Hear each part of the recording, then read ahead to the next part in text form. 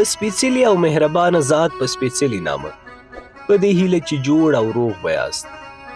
درنو اورېدونکو، نن درته د ناول یوه بله په زړه پورې او د خونده ډکه برخه پیلوو په دې هیله چې تر پایه راسره پاته سي او د خوښۍ وړ مو وګرځي.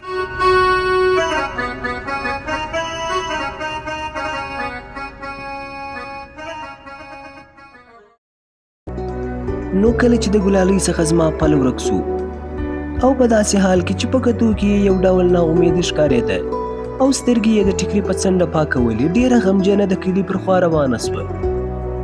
ما چې ګلالۍ د کلي پر لور روانه ولیده، زړه مې په غورځېدو سو او خوږه ناکراري مې په ترخه بدله سوه. د ځانه سره مې وویل که ګلالۍ ولاړه ممکن بیا رانسي او زه د هغې په لیدو موافق نسم، نو ځکه به داسې حال کې چې شاوخوا مې وکتل او مطمئن سوم چې بل څوک نسته. اول مې کرار چې ګلالۍ وانه اورېدی، بیا مې لږ په زوره شپېلکۍ وکړې. زما دوهم شپېلکۍ ګلالۍ واورېدی او ودرېدله. ژر یې شاوخوا وکتل او په منډو منډو زما پر خوا را روانه سوه. ما لاس ورته وښوراوه چې اوس یې راتګ مناسب نه دی، خلک به مو وویني، مګر بیا هم ګلالۍ زما اشارو ته ځیر نه سوه او یا یې ځیر کېدل نه غوښتل. ګلالۍ زما خواته رانږدې سوې وه. ما بیا هم د لاس په اشاره پوه کړه چې راتګ دې خطره لري، باید اوس بیرته ولاړه سې. ګلالۍ زما په وروستۍ اشاره کرار غوندې سوه او شاوخوا یې وکتل. چې شاوخوا یې څوک ونه لیدلی، بیا زما پر خوا راچابکه سوه. چې رانږدې سوه، ما ورته وویل زما مهربانې ګلالۍ، اوس دې راتګ ښه نه دی، ځه بیرته ولاړه سه. د شپې به ستاسو د کورونو خواته د همغې ډبرې سره کښېنو او خبرې به وکړو. خو ګوره لږ ناوخته راسه چې کاکا او ابۍ دې بیده سوه، زه به د همغې ډبرې څنګ ته ستا انتظار کوم. ګلالۍ د خپل کلي خواته روانه سوه. چې ګلالۍ له ما څخه یو څه لرې سوه، د ګلالۍ ودې د کښتۍ څخه یو سړی چې د ګلالۍ پلار ښکاره کېدی د غونډۍ پر خوا را روان سو.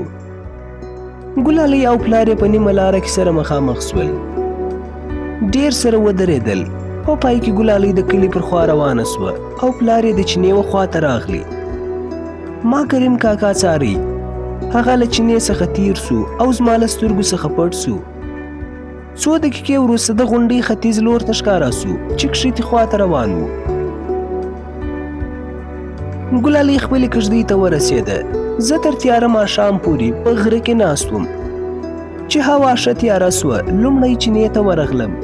څرنګه چې ډېر تږی سوی وم، نو یو څو لپې اوبه مې وڅښلې او بیا ورو ټاکلي ځای ته روان سوم. او څرنګه چې کریم کاکا لږ کښتې خوا بیرته نه و راغلی، په زړه کې خوشحاله وم چې زه او ګلالۍ به نن ډېر سره ووینو او ډېرې خبرې به سره وکړو. زه تقریبا یو ساعت د همغه ډبرې خواته چیرې چې ما پرون شپه تېره کړې وه کښېناستم. یو ساعت وروسته ګلالۍ راغله. په بغل کې یې وچه ډوډۍ او کوچي راخیستې وه او په داسې حال کې چې ډوډۍ یې راکوله داسې یې وویل زه دې ړنده سم چې تا ته وچې ډوډۍ او کوچي درکوم. نن به دې ډېره ګرمي هم سوې وي، ځکه نن لمر یو څه تود و. ما وویل یا د غونډۍ پر سر باد چلېدی، ګرمي نه وه. ګلالۍ کښېنسته. څو دقیقې زه او هغه غلي ناست وو.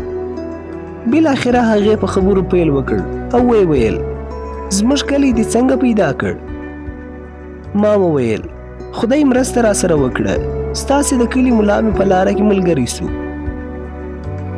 ګلالۍ وویل وی رښتیا هغه وویل یو سوداګر مې پر لار ملګری و. ما وویل ما خو هغه ته ځان سوداګر نه و پیژندلی. ګلالۍ وویل هغه ویل چې پر چا مې پور باندې دی، مګر ما یې له کړو وړو څخه معلومه کړه چې سوداګر و. ما وویل ته په څه پوه سوې چې زه راغلی یم؟ ګلالۍ وویل له پرون مازدیګر راهیسې مې سترګو ته کېدې او تېره شپه مې خوب ولیدي چې ته راغلی یې او د همدغې ډبرې خواته ناست یې او ما ته نارې راوهې. ما وویل دا خو بیخي عجبه ده. ګلالۍ وویل زه دې هره شپه په خوب وینم. ما وویل نو زما پل دې څنګه پیدا کړي؟ ګلالۍ وویل چې د شپې مې خوب ولیدی. سهار چې له خوبه راپورته سوم د دې ډبرې خواته راغلم. چې دلته راغلم د څپلیو نقشې مې ولیدلې او له همدې نقشو دا هم راښکاره سوه چې د څپلیو څښتن ډېر وخت کښېنستلی دی. له بلې خوا مې خوب هم لیدلی و، نو ځکه پوه سوم چې د څپلیو څښتن ته یې. هغه وخت چې پل د چینې و خواته ولاړې زه ډېره ناامیده سوم. ما ویل تا شپه دلته کړې ده او چې زه نه یم راغلی نو ته هم بیرته تللی یې. چې چینې ته راورسېدم او پل له چینې څخه کښته نه و تېر سوی. خوشحاله سوم او په دې هم ډاډه سوم چې ته پر دغه لار کښته سوی نه یې.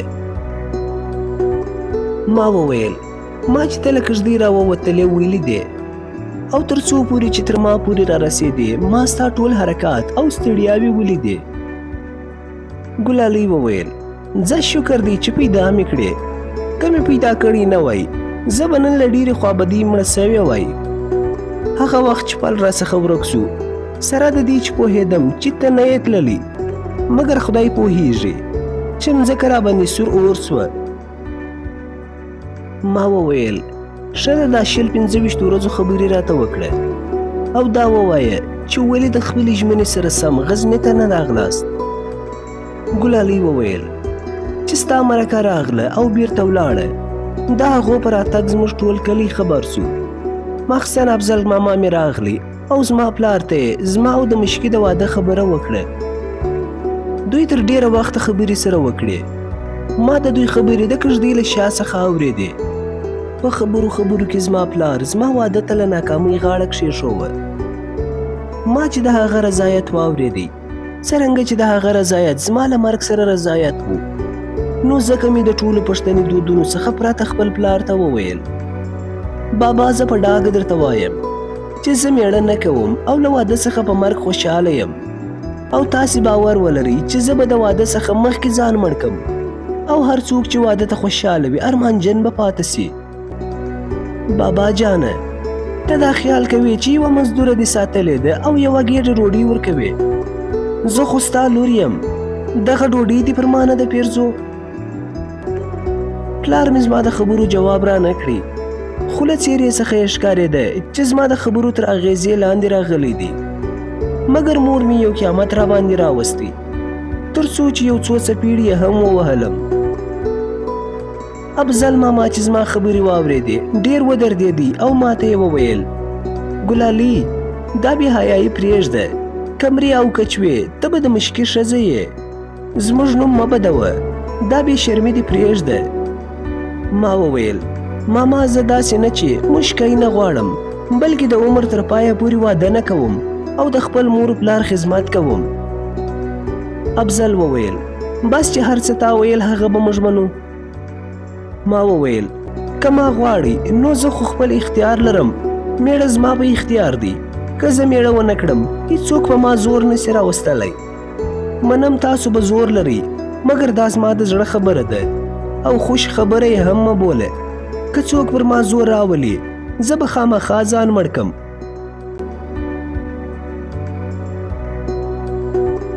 قدرمنو دوستانو د ناول دا برخه پر همدې ځای پای ته رسیږي. په دې هیله چې د خوښۍ وړ مو ګرځېدلې وي. تر بلې برخې مې پر الله سپارم.